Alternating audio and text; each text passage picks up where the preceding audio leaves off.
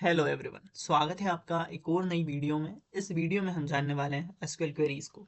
SQL queries को हम कैसे अंडरस्टैंड करते हैं, हम कैसे क्वेश्चंस को सोल्व करते हैं, आज हम ये जानेंगे।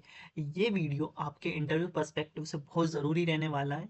आपने अभी समझा कि एसक्यूएल एक्चुअल होता क्या है, ये सब आपने समझ लिया है। अब इनको हम एक्चुअल क्वेरीज को कैसे लिखते हैं, कैसे हम इम्प्लीमेंट करते हैं, ये अब हम जानेंगे इन क्वेरीज के माध्यम से। तो चलिए समझते हैं। अब मेरे पास है अभी एक क्वेश्चन, बिग कंट्रीज। इसका क्या मतलब है, यहाँ पर मेरे पास एक कॉलम नेम होंगे और टाइप्स उनके दे रखे हैं। नेम इज द प्राइमरी की। इस टेबल में जो नेम है वो क्या होगा, प्राइमरी की होगी name. Okay, each row of the table gives information about the name of the country, है ना। तो यहाँ पर ये कुछ क्वेश्चन हमें इस प्रकार से दे रखा है। A country is big if it has an area of at least 3 million or it has a population of at least 25 million. Write a solution to find the name, population and area of the big countries. हमें क्या करना है, हमें एक query लिखनी है, उसमें हमें फाइंड करना है name, population and area. Okay, अब क्या करना है, return the result table in any order, किसी भी ऑर्डर में हमेशा रिटर्न कर देना है। The result in the format in the following example. अब यहाँ पर हमारे पास एक इनपुट फॉर्मेट में एक एग्जांपल दे रखा है कि हमारे पास एक टेबल है वर्ल्ड टेबल करके। यहाँ पर कुछ डेटा दे रखा है और हमें आउटपुट मिल रहा है। आउटपुट में एरिया जो है वो क्या है, एरिया 3 मिलियन से ऊपर होना चाहिए। ओके, एंड जो पॉपुलेशन है वो 25 मिलियन एटलीस्ट होनी चाहिए, कम से कम इतनी तो होनी ही चाहिए। तो चलिए हम एक क्वेरी लिखते हैं, फिर हम इसे अंडरस्टैंड करते हैं कि कैसे ये हो रहा है। तो हमें क्या चाहिए, अब हमने आउटपुट फॉर्मेट देख लिया, यहाँ पे क्या देख लिया, हमें नेम चाहिए, पॉपुलेशन चाहिए एंड एरिया चाहिए। तो मैं क्या बोल दूंगा, नेम, पॉपुलेशन एंड एरिया यहाँ पे बोल दूंगा मैं। ठीक है, कहाँ से चाहिए मुझे, फ्रॉम, यहाँ पर मेरे पास ये टेबल है वर्ल्ड टेबल, यहाँ पे मैं क्या बोल दूंगा, वर्ल्ड बोल दूंगा। एंड यहाँ पर मैं क्या कंडीशन लगाऊंगा, फ्रॉम वर्ल्ड, वेयर, वेयर क्या, वेयर एरिया, एरिया यहाँ पर हमें कितना होना चाहिए, एटलीस्ट 3 मिलियन होना चाहिए। Okay, where area is less than or greater than, क्या बोलेंगे हम यहाँ पर, एटलीस्ट होना चाहिए ना, तो ग्रेटर देन बोलेंगे कि 30 से ऊपर होना चाहिए, यानी कि 3 मिलियन से ऊपर होना चाहिए। तो मैं क्या बोल दूंगा, 456। ओके, एंड और यहाँ पर क्या बोला है उसने, और बोला है, और पॉपुलेशन क्या होनी चाहिए, एटलीस्ट 25 मिलियन होनी चाहिए।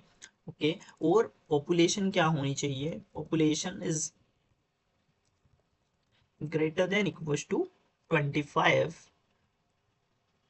लाइक आई थिंक, है ना। एक, ओके, सो यहाँ पर एक जीरो ज्यादा हो गई थी एंड मैं रन कर देता हूँ इसको, रन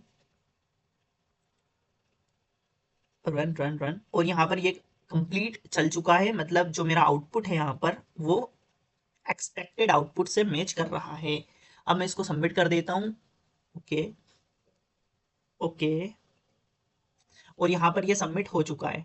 हाँ, तो दोस्तों हमारी जो सेकेंड प्रॉब्लम है वो है फाइंड कस्टमर रेफरी। ओके, सो यहाँ पे प्रॉब्लम स्टेटमेंट क्या है कि हमें जो है find the name of the customer data writer, हमें उसकी ID not equal to two, जिसकी भी आईडी है वो कस्टमर के नेम हमें नहीं लेने हैं, बाकी हमें कस्टमर के नेम चाहिए।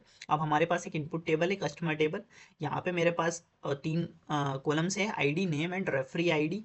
यहाँ पर क्या है, उसने नॉट इक्वल टू टू बोला था, मतलब जिसकी भी जो रेफरी आईडी है वो 2 के बराबर है, वो डेटा हमें नहीं शो करना है। तो यहाँ पर एलेक्स एंड जो मार्क है वो यहाँ पे डेटा आउटपुट में हमारे नहीं होने चाहिए, तो यहाँ पर वो नहीं है। तो चलिए हम क्वेरी लिख के समझते हैं कैसे ये आ रहा है। तो हमने क्या करा, सिलेक्ट कर लिया नेम, कहाँ से, फ्रॉम कस्टमर टेबल से, एंड क्या हमें कंडीशन लगानी है, वेयर रेफरी आईडी जो है वो क्या होनी चाहिए, नॉट इक्वल होनी चाहिए 2 के।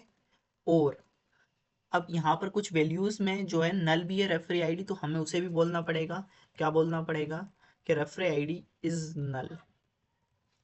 ओके, और मैं इसको रन कर दूंगा। अब मैं यहाँ रन करता हूँ तो मेरा आउटपुट क्या होगा, यहाँ पे एरर दे दिया उसने। क्यों दे दिया एरर, बिकॉज यहाँ पे हमारा डी है और हमने बोला है आईडी, तो इसलिए उसने एरर दे दिया। ओके, आगे बढ़ते हैं, और यहाँ पर मेरा रन हो चुका है ये, और मैं इसको सबमिट कर देता हूँ। और जैसे ही मैं इसको सबमिट करता हूँ तो यहाँ पर ये सबमिट हो जाता है। ओके, यहाँ पर सारे टेस्ट केस पास हो जाते हैं। तो move to the next problem, that is invalid tweets, है ना। यहाँ पर एक नई प्रॉब्लम है, इनवैलिड ट्वीट्स। यहाँ पर हमें क्या करना है कि write a solution to find the IDs of the invalid tweet. हमें आईडीज को फाइंड करना है इनवैलिड ट्वीट की। The tweet is invalid if the number of character used in the content of the tweet is strictly greater than 15। क्या होने चाहिए? वो greater than 15 होने चाहिए। यदि वो ग्रेटर देन 15 है तो वो इनवैलिड ट्वीट माना जाएगा, इसका कहने का ये मतलब है। अब यहाँ पर भी हमें किसी भी ऑर्डर में रिटर्न कर सकते हैं रिजल्ट को। अब यहाँ पर मेरे को एक इनपुट दे रखा है ट्वीट्स नाम की टेबल का। क्या दे रखा है कि यहाँ पर latest code and more than 15 characters are here. अब यहाँ पर क्या कह रहा है? मोर देन 15 कैरेक्टर है इसके पास। तो ट्वीट आईडी क्या रिटर्न हुई? 2, क्योंकि जो भी यहाँ पर कैरेक्टर है वो कितने हैं? 15 से ज़्यादा है इसलिए। तो चलिए कैसे हम लिखेंगे? हम क्या सिलेक्ट करेंगे यहाँ पे? Select tweet ID from tweets. और अब हम क्या बोलेंगे कि जो हमारे जो भी हमारा कंटेंट है उसकी लेंथ क्या होनी चाहिए? वो जो कंटेंट की लेंथ है वो 15 से कम होनी चाहिए, या 15 से ज़्यादा हुई तो हमारा क्या होगा? इनवैलिड ट्वीट होगा। ओके, तो मैं यहाँ पे क्या कंडीशन लगाऊंगा? यहाँ पे मैं बोलूँगा वेयर। ओके, यहाँ पर हमारे जो एसक्यूएल होता है उसमें लेंथ फंक्शन होता है एक, उस लेंथ फंक्शन का मैं यूज़ करूँगा। और जो मेरा कंटेंट है वो यदि ग्रेटर देन 15 से होता है तो उसे इनवैलिड ट्वीट आप बोल दो और मैं इसको रन कर दूंगा। ओके, अब ये लेंथ क्या करेगा? ये काउंट कर लेगा यहाँ पे कंटेंट कि कितने कैरेक्टर्स हैं, how many characters are present in the content.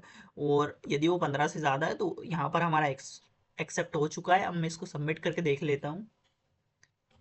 Submit submit submit, हो गया। यहाँ पर ये सबमिट हो चुका है और हमारे 22 टेस्ट केस पास हो चुके हैं। Okay, now move to the next question is second highest salary. अब यहाँ पर हमें क्या करना है कि सेकंड हाईएस्ट सैलरी को फाइंड करना है। अब यहाँ पे write a solution to find the second highest distinct salary from the employee table if there is no second highest salary return null, है ना। अब यहाँ पर हमें क्या करना है कि सेकंड हाईएस्ट सैलरी निकालनी है। यहाँ पे 100 200 300, तो सेकंड हाईएस्ट क्या होगा? 200 होगा। तो यहाँ पर हमें सेकंड हाईएस्ट सैलरी निकालनी है। अब हमें सैलरी को क्या बोलना है? यहाँ पे सेकंड हाईएस्ट सैलरी बोलना है। ओके, तो मैं क्या बोलूँगा? सिलेक्ट। अब यहाँ पर आपको सोचना है कि सपोज आप सोचिए कि यार मैं पहले फर्स्ट हाईएस्ट सैलरी निकाल लेता हूँ, मतलब मैं हाईएस्ट सैलरी निकाल लेता हूँ फिर मैं उसमें से सेकंड हाईएस्ट निकाल लूँगा। तो चलिए ये समझाता हूँ मैं कैसे। तो पहले मुझे मैक्सिमम सैलरी निकालनी है, मतलब मैंने क्या करा? जो हाईएस्ट सैलरी है वो निकाल ली। अब मेरे को इसको क्या बोलना है? ये सेकंड हाईएस्ट सैलरी बोलनी है। तो मैं यहाँ पे क्या बोल दूंगा? Second highest salary from employ. कहाँ से? एम्प्लॉय टेबल से। ओके, ये क्या निकाला मैंने? हाईएस्ट सैलरी को निकाल लिया। अब यहाँ पर मैं क्या कंडीशन देता हूँ? Where salary is less than, और यहाँ पर मैं क्या बोल दूंगा? अगेन मैं ये चीज बोल दूंगा, यहाँ पे क्या बोल दूंगा? सिलेक्ट। यहाँ पर से मेरा क्या हुआ? यहाँ पर से मेरी हाईएस्ट सैलरी तो निकल गई एंड उसके बाद मैंने उसके अंदर एक सब क्वेरी लिख दी जहां से मेरी जो है सेकंड हाईएस्ट सैलरी निकल जाएगी। ओके, एंड यहाँ पर मैं क्लोज कर देता हूँ। अब मैं इसको रन कर देता हूँ। यहाँ पे हो गया एंड मैं सबमिट करके देख लेता हूँ। सबमिट सबमिट सबमिट सबमिट, हो जा, हो गया। सो यहाँ पर मैं आपको समझाता हूँ अब ये कैसे हो रहा है। तो यहाँ पर क्या करा मैंने कि पहले तो मैंने इसमें से क्या आ गई? मेरी हाईएस्ट सैलरी आ गई। मैंने मैक्स सैलरी बोला, सबसे जो हाईएस्ट सैलरी है वो आ चुकी है। फिर मैंने कंडीशन लगा दी कि सैलरी उससे कम होनी चाहिए। अब मेरी हाईएस्ट सैलरी आई थी, सपोज मेरी 300 आई थी, तो उससे कम क्या होगी? उससे कम मैक्सिमम क्या होगी? 200 होगी।